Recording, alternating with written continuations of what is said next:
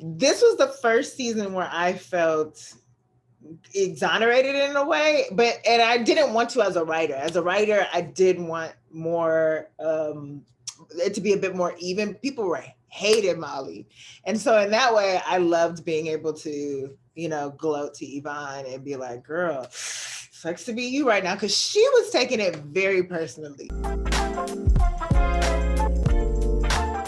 Since I brought it up, let's talk about this final season of Insecure. A lot of people's hearts were broken when they saw that it was finally ending.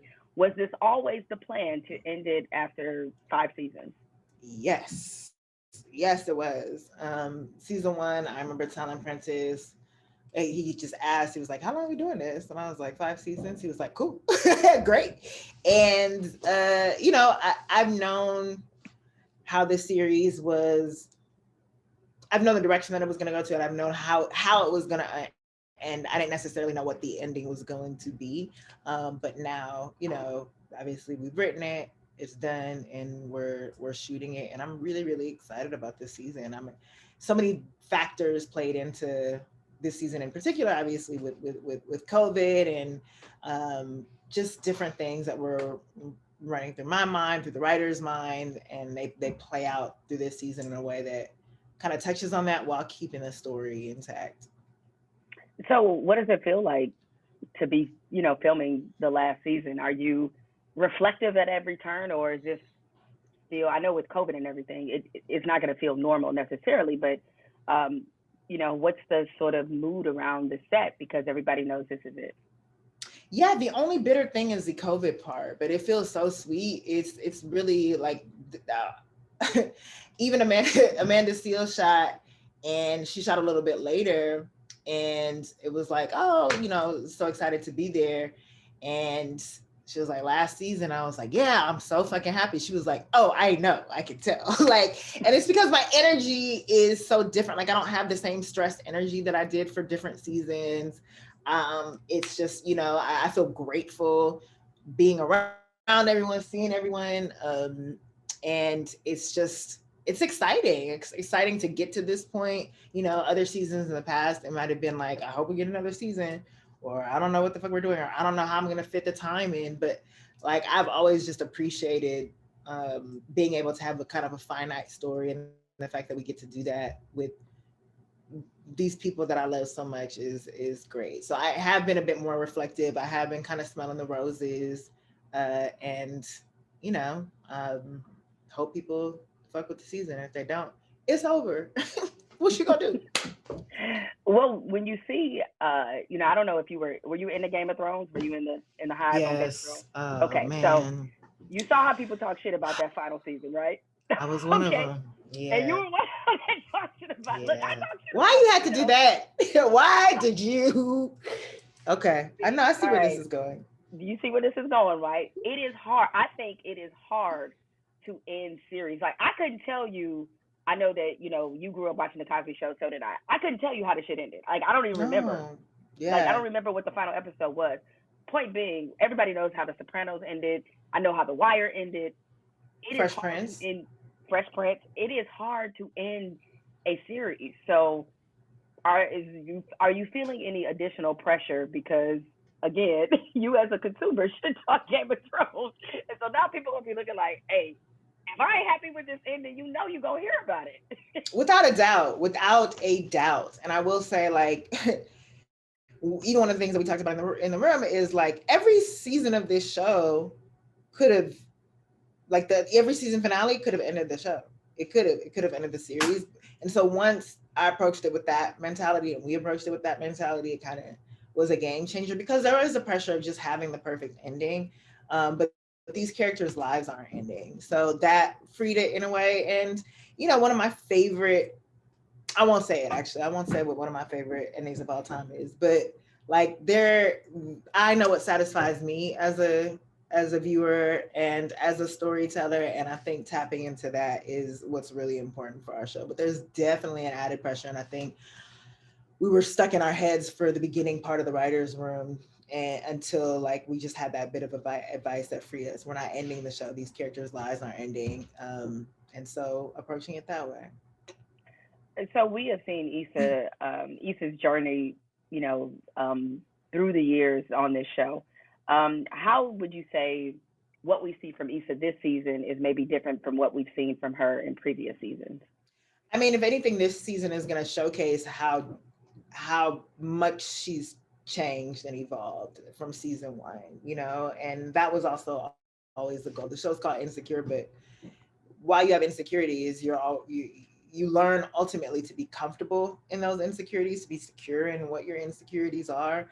And so with every character this season, if you look at season one, if you look at them in season one and you look at them this season, you're going to see the difference, hopefully.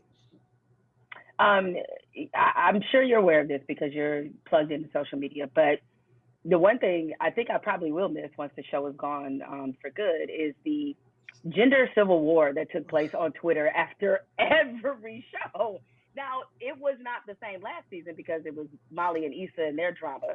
Thank God, right? But even within that, then it was like a intra-community in terms of women, like a I civil war. know. You guys have, I don't know if that's your, is that your, that Never. could have been your intention, okay, No. right? That you are creating these larger conversations that lead to bickering nonstop on Twitter. Yeah, and in some ways, that's what people have made this show, like that's what it is about for some people, and it was never about that. It's never been a show about gender wars, and so like when it's not, like season 3 wasn't about like gender wars, season 4 wasn't about gender wars. Then it's like people are like, oh, this show, nah, this show fell off because it's not like we're not arguing, and I'm like, what? This, we're telling a story. That's not, y'all took that and did what you did with it, but definitely not the intention. It's really funny and dope that people get so invested and argue and project their own lives onto these characters, and in many cases overanalyze. That's stuff that you ask for because they're treating these characters that we've created like real people, and there's nothing more fulfilling than seeing people kind of run with that in that way. I would imagine with you, because the main character is, named after you, and people who are familiar with Awkward Black Girl, like there's such a link that people have a much harder time separating you from your character. Yes, they do. Right? So when it came to the Molly Issa drama, what kind of emotional responses did you get from people that are memorable? I mean, low-key, this was the first season where I felt exonerated in a way, and I didn't want to as a writer. As a writer, I did want more, it to be a bit more even. People were hated Molly, and so in that way, I loved being able to, gloat to Yvonne and be like, "Girl, sucks to be you right now," because she was taking it very personally, like really personally. And even one of my best friends, who the character Molly is based off of, hit me up on the side like, "Yo, why niggas coming for Molly like that? Like, what is going on?" And I'm like, this is not you, right? Like, the character has evolved from you. It's a different person from you now. So you don't have to take this personally either. So that's been very interesting. But yeah, the first couple of seasons, people calling me cheater, people like assuming that, my life was concurrently the life of Issa D's. So that's always going to be a thing. And I take all the blame for it. Well, I had Jay Ellis on the show as well, because it just was a goal of mine to get through the whole Insecure. So I had Natasha, I had Neil. You were the final piece. I feel like I completed the Infinity Stone by getting you, Issa. Right? You had Prentice first, right? Prentice was like when you and Mike. No, not on Jemele Hill. Okay. When I was on ESPN, yeah, we had Prentice and Jay on when I was doing Sports Center, and which I'll always remember because all the white people were like, "What?" They were so confused. They're like, "Yeah, shut up, just go with it."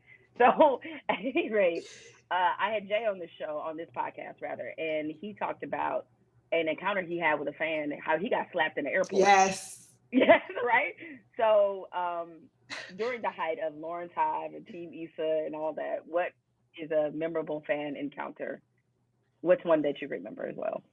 Hopefully nobody slapped you. No, I have never been slapped. That would have been okay. Yeah. Real shit. I do not play about that. That's wild. That someone had the audacity to slap him. Mine have been mostly comedic, they've been more, people yelling broken pussy at me in the bathroom. That'd be fun. Yeah, sure. Yeah, I'm like, my character's pussy wasn't even broken. But yeah, it's been more of that. Um, People just get really, really personal with questions. Like, I've had a dude ask me, like, so, like, if I came in your face, like, you really have an issue with it? Like, and I'm like, are we there yet, sir? Hello, nice to meet you. I'm Issa Rae, So it's just been like people feeling like they know me in that way, but nothing wildly disrespectful like being slapped. If you had it to do over again, would you still name the character Issa? No, 1,000 times no. I would name her Amina, Isabel, some shit. I don't know. Something not Issa. Because it created a lot of havoc, It did. obviously. It really did. Um, so, I mean, we know how the public responded, but what about with your own like family and friends? Like you mentioned, Molly is based off loosely one of your girls. Were people that knew you in real life coming up to you like, "Am I such and such?" Definitely. Yes, I've had those questions asked. And sometimes the answer is, yeah, girl, my bad. I figured you figure it out. Or people like laughing at characters and being like, that's like, I was thinking about you, right? So it's been, a mix, but nobody has been upset, which is great. But I think when Yes. you're friends with a writer, you date a writer, whatever it is, like you know that some aspect of your life is going to be in their material. I think that's we mind what's around us, and I'm definitely guilty of that.